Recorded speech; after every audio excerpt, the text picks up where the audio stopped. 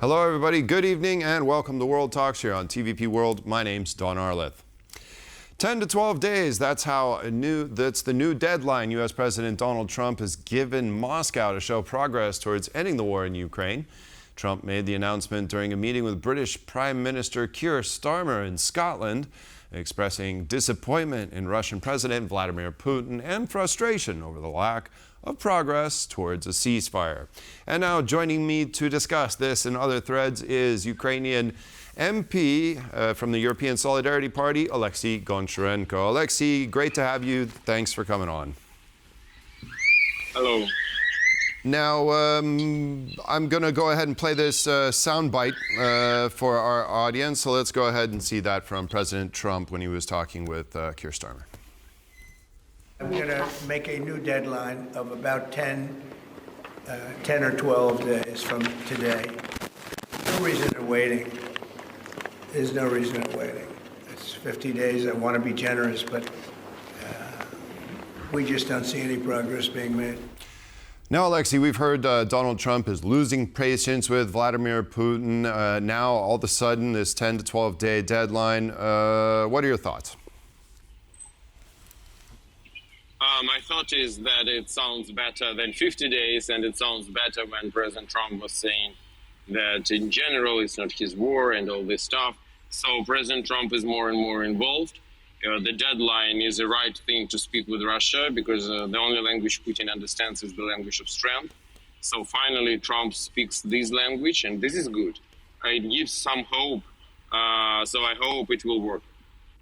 Yes, me too. What do you think Russia's response to this is going to be? Moscow apparently wasn't fazed by the threat of secondary sanctions on countries like India and China, who buy the bulk of the Russian oil. But should they be worried, and what do you think their response will be? I think that even if to take just one India, because I think with China it's more complicated, but even if to take one India, and I think India will definitely choose American market instead of Russian energy. It will mean that Russia will lose near 1/4 of their oil revenue, which is a lot. So I think that Russia couldn't continue the war, at least in this phase, without this money. So it's very significant. So I think it's a very good leverage, and it's a serious threat to Putin.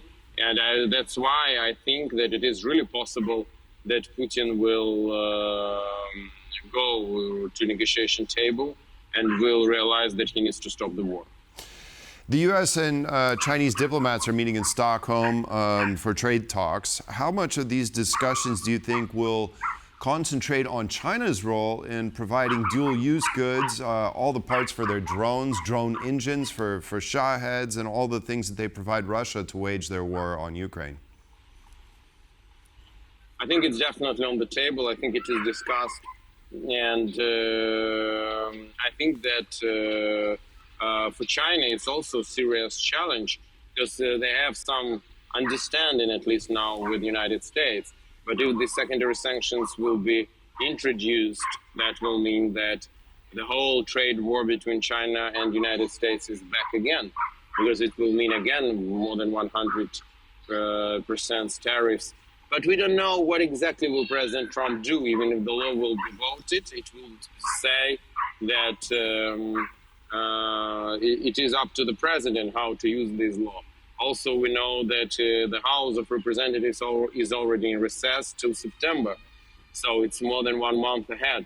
What will happen during this 1 month, we will see.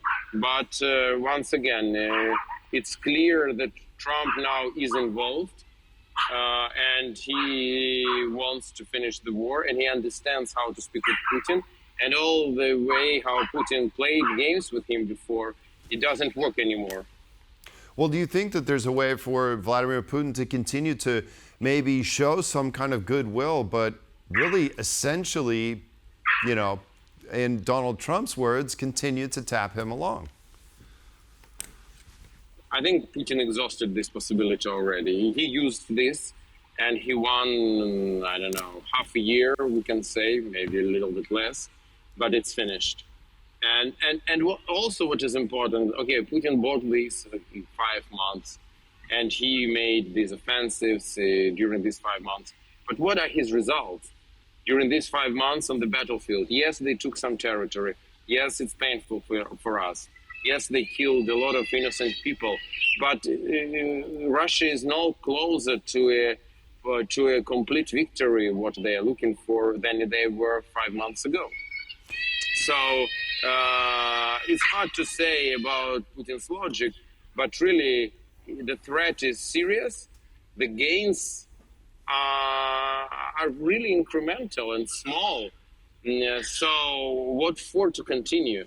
So if to take from logical point of view, I don't see any sense for Putin to continue the war. But he has his own logic, so it's hard to say for me what he will do. Well, and apparently he told Donald Trump during that phone call in early July when this deadline was put in place that he actually planned to escalate, and probably this is this summer offensive that we're seeing to try and gain maximum territory in Ukraine.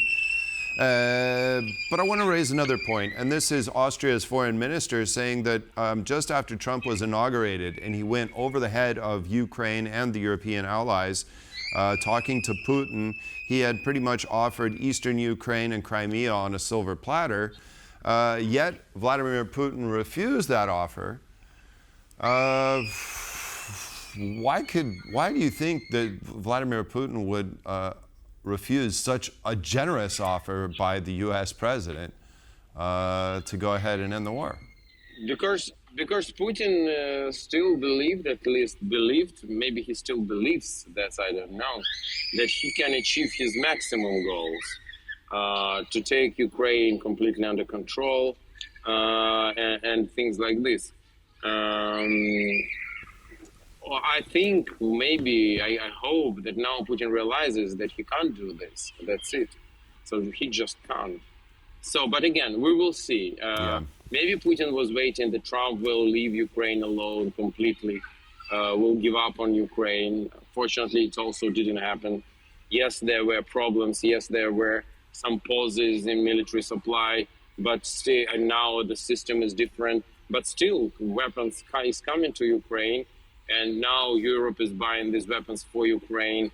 So I really, once again, I don't see any logical point for Putin to continue. But there was no logic to start a full-scale war because he lived in his own world where Ukrainians were waiting for him, and he wanted to take Ukrainians to attack next countries. So what is he thinking now? I don't know. But I really have a hope now for some end of hostilities. Yeah, hopefully we're turning the corner and the pressure is really going to ramp up on Russia. Now, concerning these protests over this controversial government bill that takes away the independence of the anti-corruption bodies, I'm really interested. What's your take on how this is being portrayed in Russia? Because over here, as we've covered it, it seems like Ukraine has a true civil society that cares about its country. It has a government that respects democracy. And this is something that you don't have in Russia. How are Russians looking at the protests over the past few days? And how is it being talked about? Have you seen this in Russian media? I think Russia will portray this as a kind of weakness of Ukraine. You see, they have internal splits. People are on the streets. But you're absolutely right. This is that shows strength of Ukraine and difference of Ukraine from Russia. So when Ukrainians are unhappy with its leaders, they're coming to the streets, and the leaders should change the course. When Russians are unhappy with their leader, the only thing they can do, they can leave the country. That's it. And that's why their leader is completely crazy. Zelensky also was on the not right path, on a bad path of more and more autocratic tendencies. But Ukrainian society fixed it. So it showed that Ukrainian society is healthy democracy. Russia is absolutely unhealthy dictatorship. And I don't think that Russians themselves understand this. Russians, unfortunately, are imperialistic, revanchistic, and most of them, and they don't understand and realize this. But I think we showed again to the world that we are completely different from Russia. That's why Ukraine matters. Sure does. Oleksiy Goncharenko, Ukrainian MP, thank you so much for joining me. And, well, hopefully Thank we're you. turning the corner. Thank you. Thank you. And that concludes this edition of World Talks. Thanks for joining us, and stay with us for more here on TVP World.